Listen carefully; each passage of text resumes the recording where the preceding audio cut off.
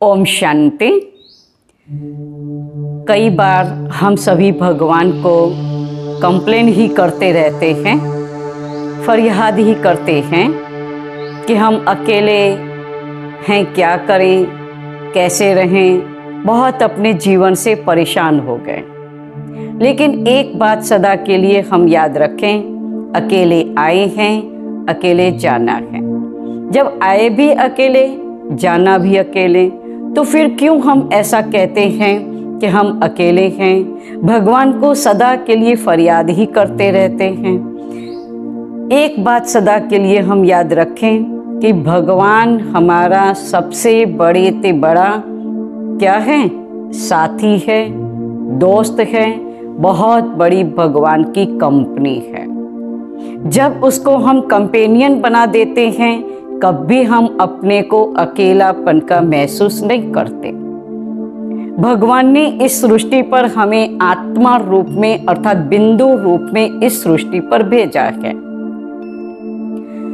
और इस सृष्टि पर जब भगवान ने भेजा है तो अपनी जीवन यात्रा यहाँ से अपनी शुरू होती।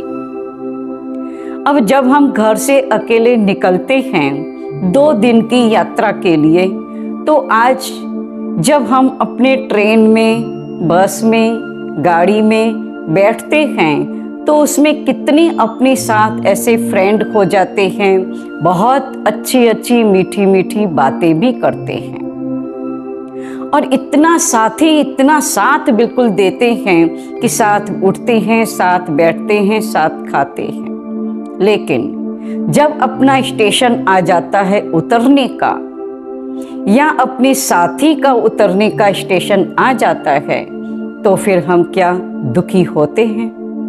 भले उस समय बाहर से हम कहते हैं ना आप आना मेरे घर, आप ऐसे करना, कि अपने बाय बाय भी करते रहते हैं कि आज भले हम इतना सब कुछ करते, लेकिन फिर भी अपने को कभी अकेला नहीं समझते।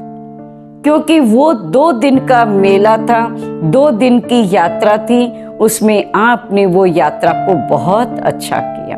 और जब फिर घर में आते हैं, अपने परिवार से मिलते हैं, तो अपना ही फिर परिवार अपना हो जाता है। फिर भी कई बार ऐसे कहते रहते, क्या करें हम अकेले हैं। तो ऐसा कभी इस शब्द को यूज न करना। कौन सा? मैं अकेली हूँ या अकेला हूँ। भगवान को साथी बनावे। भगवान हमारा साथी है, 1000 भुजा वाला भगवान है। उसका साथ अगर जब मिलता है, फिर तो और किसी के साथ की क्या आवश्यकता है। तो उसको कंपेनियन हम सदा के लिए बनाएंगे, तो उसका आशीर्वाद का हाथ मेरे मस्तक पर सदा ही के लिए रहता है, उसका साथ मिलता ही है। ओम शांति।